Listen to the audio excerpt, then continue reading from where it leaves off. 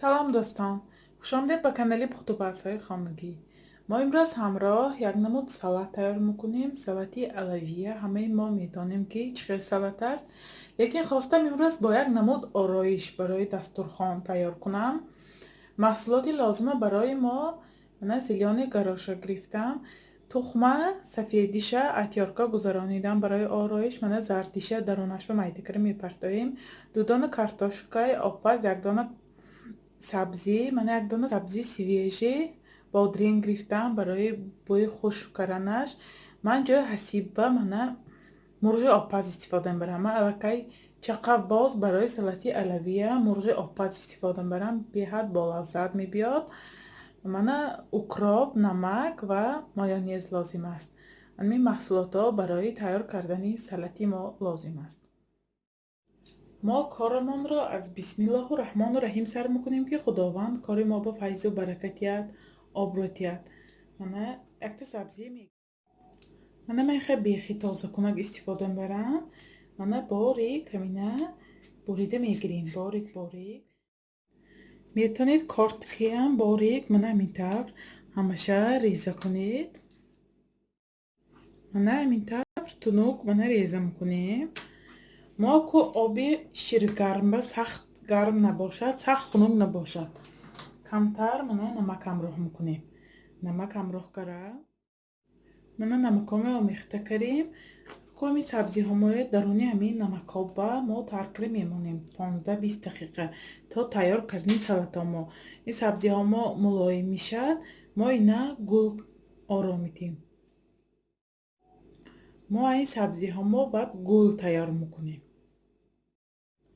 من ما در اول مرغ آبپزمای خوش رو میده میکنیم. میتونید خیلی حسیبه استفاده برید، یعنی کلباسه استفاده برید. من مرغ استفاده میبرم.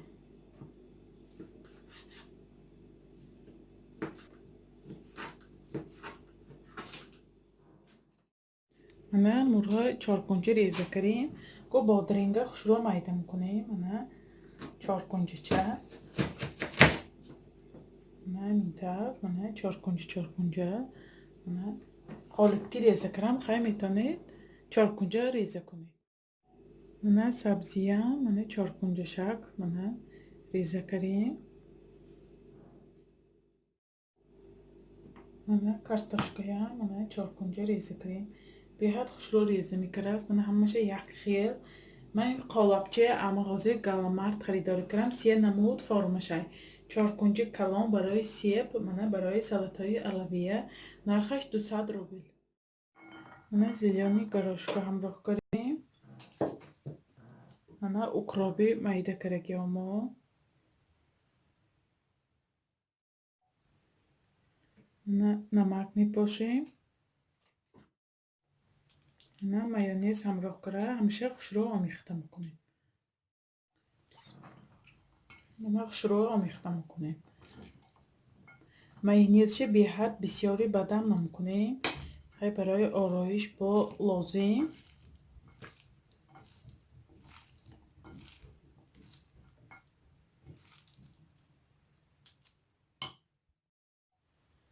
من سلاطی ما هم تیار. من نگاه کنید همشه با قالبچه میده کردم. همش چارکنجه یک خیلی آمد. ما کو زمین سلاطی علوی ما آرام میدیم. من طبقچه میده میگیریم. من این گونه من فرمچه خریدم، بالاش به مخصوص من زیر کنکشه جمع میکنه. اما غذای فیکس پرایس گرفتم، نرخش 55 روبل. من چارکنجه شکلش هم هست، نیکی من کلولش گرفتم. من همین فرمچه‌های میمونیم و سالاد پر میکنیم. ما فرمچه گرفتیم. من سالاد میگیریم ما بینش بر. و تنها همین فرمچگی میتونید با همین پیاله ها که یا فالگکی همین کلولچه دایره شکل تیار کرده سازید میشد. این سالاد چه خیلی باید خیلی برای دسترخوان به حد نغز برای آرایش دادن. من خیلی پر کرده من پریس میکنیم. سالاد مایا همین طور پریس میکنیم. من گرفتنی فرمچه هم به آزار. мана ҳамаша табақчаба мехикара форма мекунам. Ман табақчаба гирифтам 4 донаша, лекин 8 дона мешавад. Хай маҳсулота миқдорша худатон муайян мекунед. Барои оилатон нигоҳ кара, хай барои ҷашну зодрӯзо хай тайёр кардан хоҳед. Ман ҳамин хел тухм қатӣ, мана тухми кофтагиҳомо ки мепошим болоша, ман окей мана якташа поштам. Мана тухми атёрка гузарондагиҳомо ҳозир эмне хушро мепошим ҳар сеи дигаша. тухм қатӣ ором метем. метавонед хай сирам истифода баред, лекин хай салати алавия ба основной тухм истифода мебарем. Барои ҳамин ман тухма атёрка гузаронда мана ҳамин мана тайёр каросиям. Гирдошба мехел зиёд мекунем.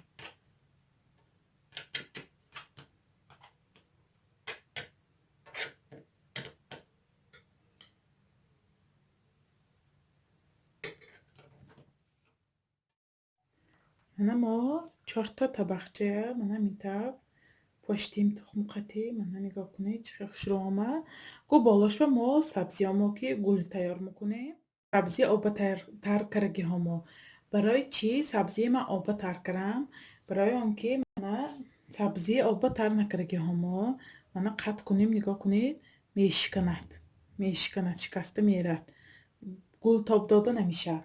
Агар мо сабзия 15-20 дақиқа намакоба тар кунем, мана сабзи мо мана нигоҳ кунед чанд қат кунидам тамоман намешиканад. Барои ҳамин бояд мо ҳамина 15-20 дақиқа намакоба сабзиҳомои тар кунем барои ороиши хай салато. мана сабзия гирифтем. мана мо тоб метем. гулчашак канойча тоб метем. мана ку сабзиҳомои қат мекунем. мана сабзиҳомои қат кара мо байнаша медорем ки кушода нашавад. мана гирдашба мепечонем. мана камтар бо сабзӣ ҳамроҳ мекунем. мана бо якбори дига мана тоб метем мисли гул. мана пушташба агар калтагӣ кунад мана мемонем сабзия. мана ҳамин гирдашба тоб додан мегирем. бо мана қат мекунем. мана ҳамин тоб дода рафтан гирид худаш мана гулча ҳосил мешавад. мана чӣ хел гули хушро ҳосил шуд. мо ҳамин гулча омояд мана мобайни салатаморо мегузорем.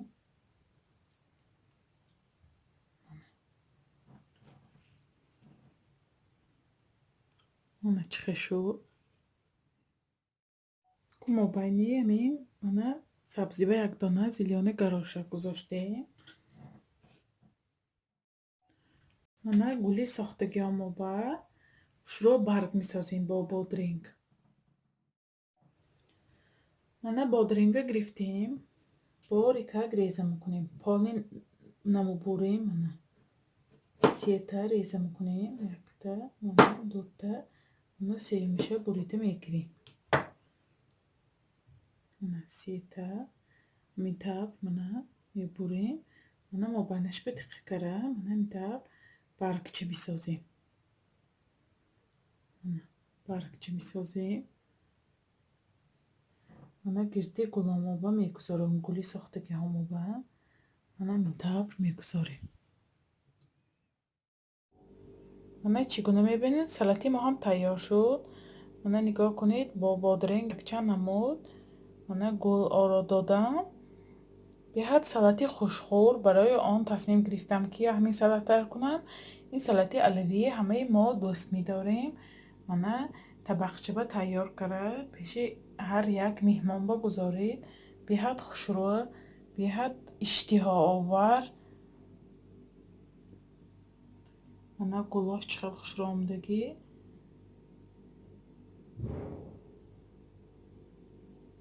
мана дарунаша мебинем. дарунаш чӣ хел пресс омадааст.